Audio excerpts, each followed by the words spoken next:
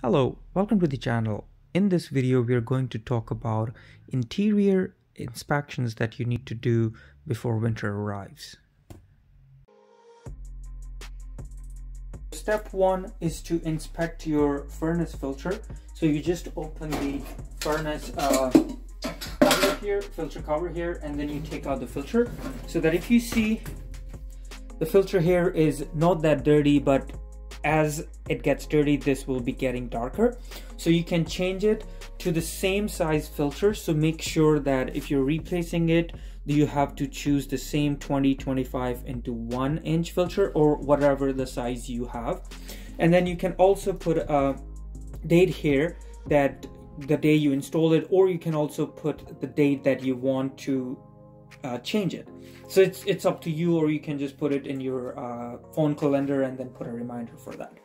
So just replace it. Make sure that you are following the arrow on the filter and on the furnace. So the arrow has to go towards the furnace. So if the airflow is coming from here and going to your furnace, then you have to follow that. Then also you have to keep it in mind that when your furnace was last cleaned, so the recommendation for the furnace cleaning, that is the whole furnace and duct cleaning system, it has to be done every 2 years. So if your duct cleaning was done 2 years ago, or it's closer to 2 years, then I would really recommend that if you can get it done before winter starts, because in winter it gets a little hard for the companies to clean the furnace when the temperature is like below -10, -15. Then you will also need to clean your HRV filter. So there are 2 clip locks on the top, so you can open it and then just push it, it will come out. Then there is a shut off button, auto shut off button. So once the HRV door flap opens, then it will automatically shut off. So there are 2 filters on each side. You can just take it out. So if you see, this is a little dirty, so you can just vacuum it. If it's too full of dust, you can wash them as well. And then also you will need to vacuum the whole unit, so you can vacuum all these spaces, the fans and all those things. This unit can be washed with water, but it's not needed to be done every month or every time you clean your filter. So it's good to do like once or twice a year.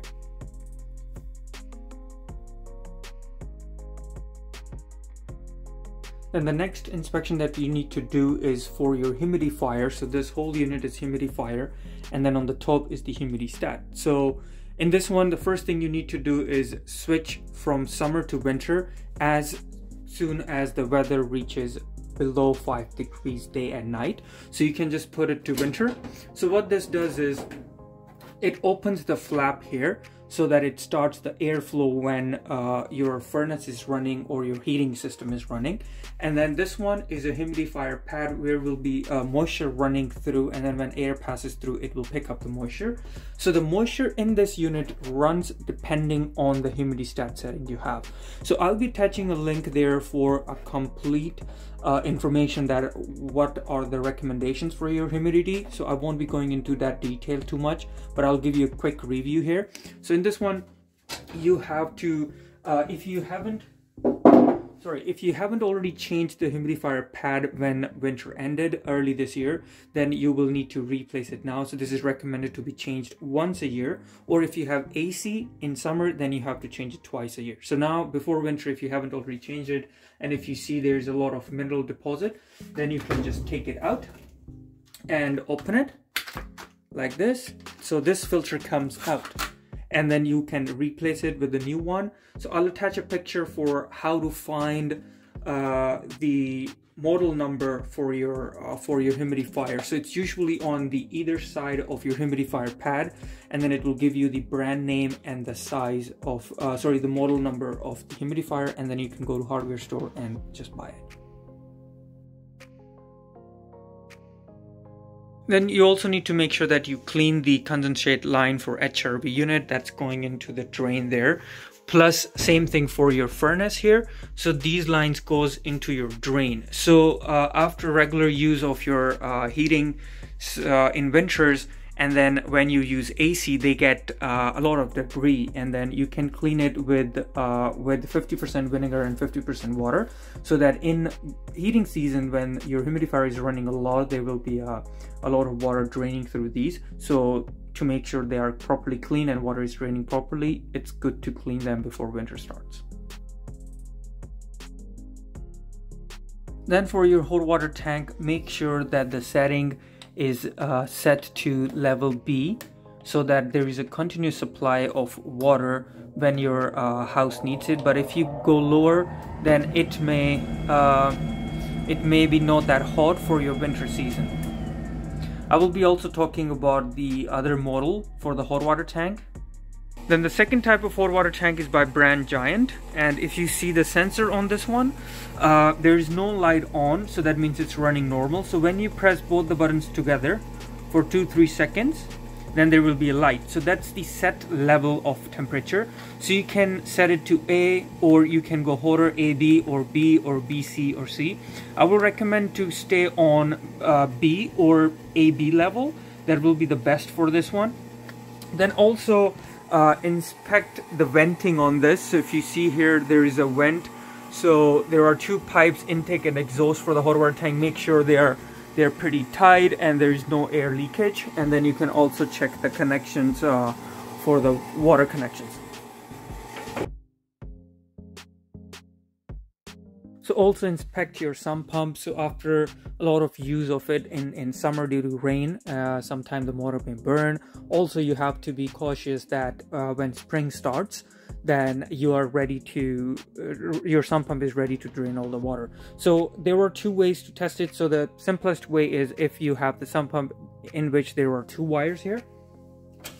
So these 2 wires, so this wire is for the sump pump power on, but this one is a power cut, so in which there is a float inside the pit, a sump pit there, that when the water reaches about 70-80%, it automatically starts the power from here to the sump pump, and then it starts.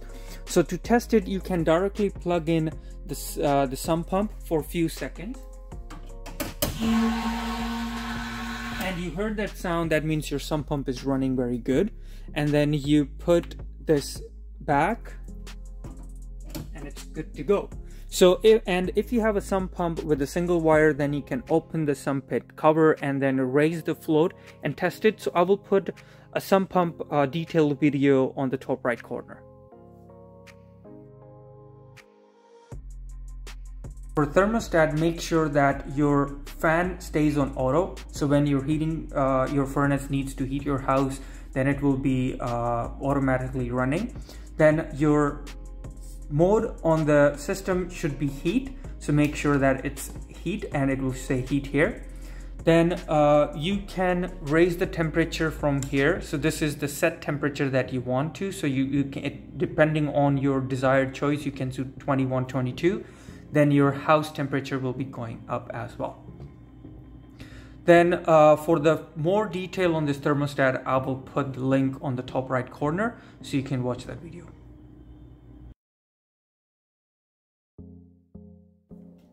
So the recommended setting for the HRV control panel is if you keep the fan speed around 3, 4 or 5, that will be best. And then for the automatic ventilation setting, so the recommended is as soon as the temperature goes below 5, then keep it at 20 at ventilation, 20 minutes ventilation and 40 minutes standby option. In this one, there will be no ventilation because we'll be keeping the doors and windows closed. But at the same time, it's not too much. But as soon as the temperature starts falling low, then you have to change the settings. It can be continuous ventilation, or it can be 20 minutes ventilation and then 40 minutes interior circulation. So for this one, I'll be putting a link on the top right corner for more detailed information. And then for the humidity, so this one is the live humidity, but this will be going down as winter comes because the outside air becomes drier. So this number, which is the dehumidistat option, you can put it about 35, 36 for now, but as the weather changes, then you have to again play around. Please watch the detailed video and it will give you the full information. So for your gas fireplace, if you haven't used it in whole summer, there were chances that when you turn it on for the first time, it won't be running in first try. So what happens is during the time when the fireplace is shut off, the gas line for the fireplace gets air filled in, and there are high chances that it won't be running right away because there's no supply of gas. So what you need to do is, 2 switches you see for the fireplace, you have to turn them on and off for like 4 or 5 times, and then when you turn on your fireplace, it will be running.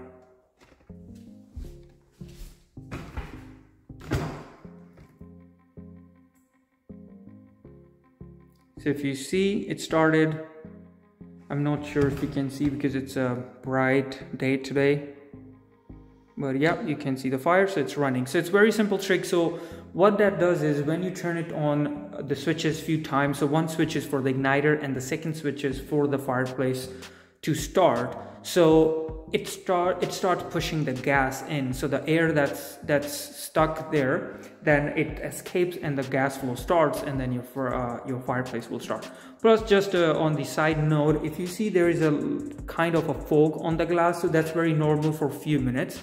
So there's a moisture inside your fireplace, and then as soon as the fire turns on, that moisture evaporates and makes a condensation on the glass. So within few seconds, if you see on this side, the condensation is disappearing, so it's very normal. So it will go away within 1 or 2 minutes. Also inspect your attic hatch and attic. So for attic, you need to check if the locks are properly latching, and then there is a weather strip around the attic hatch. So if you have a pre-installed weather strip, then you can check it's properly sealing or not.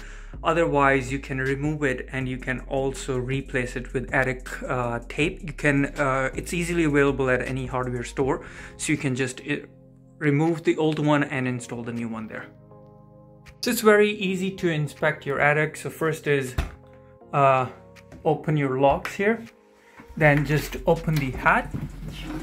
So when you open the hatch, you can just put it on the top side space. If you see like this, then it will stay hold, and then you can check the weather strip here that it's properly sealing. There's another weather strip layer on the hatch.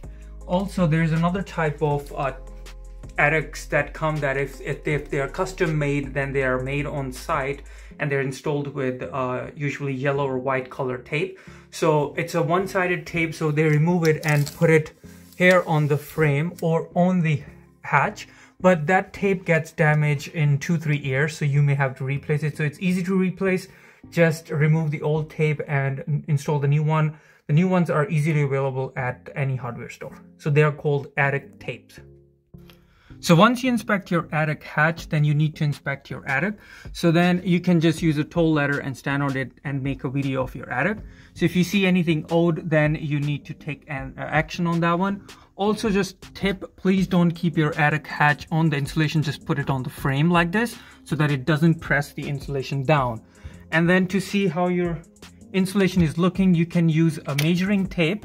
So I'll get that.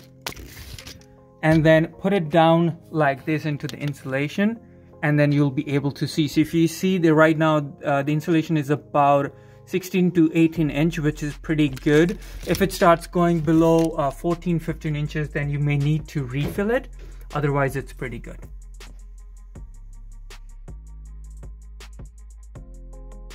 Also, you will need to inspect your windows. So if I open it and close it back, then the lock system is properly set, and then you can lock it. Also make sure that there is no air coming through or light coming through, so it's properly sealed. Because if your exterior door and window is not properly sealed, then there will be a lot of cold air coming in, and then it's a waste of your heating. So you have to make sure your exterior doors and windows are properly sealing and they're in good condition. Now, you will also need to prepare your exterior doors and windows for winter to come, so that make sure when you close your door and it's properly latched. So there is no light coming. So if you see at your door closely, then there might be a little light coming here. Then you can just make adjustment to the door by making adjustment to these latches, and then you'll be able to make your door a little tighter so that your door properly locks. And then if your basement is not developed, then there are high chances that you will have these heat vents by all the windows. So if I see here, so there is one window here, so that vent is open, and then there's another window there, there's a vent there open, and there will be another one by the mechanical room somewhere there. So in that one, the only thing you need to keep it in mind is sometimes what happens is when you use AC in summer, then you can shut this one off, so to reduce the cold air coming to your basement, because your basement doesn't need it. But in winter it's the opposite. You have to make sure it's properly open. So if you see it's open, so that hot air can come to your basement, because in winter your basement will be getting 2 to 3 degrees colder than what's upstairs. So you need to maintain the temperature here so your mechanical room can properly run and your basement environment can be warmer. I hope this video will help you to prepare your house for coming winter. Thanks for watching, and please consider subscribing. Thank you.